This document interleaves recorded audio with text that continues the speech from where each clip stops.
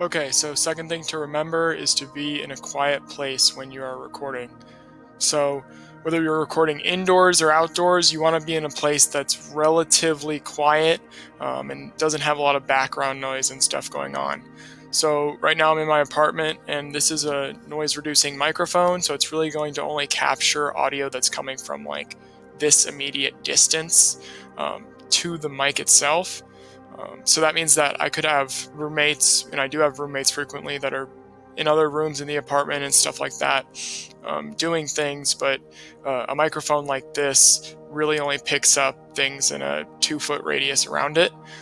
If you don't have a mic like this and you're recording on your phone, or you just don't have a device that's a semi-professional microphone, then pick an area that is relatively quiet. So every room, every place has something called room tone, which are low frequency sounds, and pretty much you want to minimize those. So if you're recording outdoors, try to pick an area where there's not a lot of wind, there's not a lot of traffic going by, there's not construction, and maybe, a place preferably if like birds aren't too loud or something like that.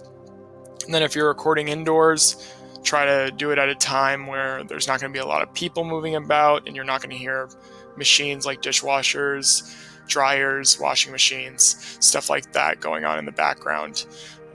Just pick a quiet place and get good audio.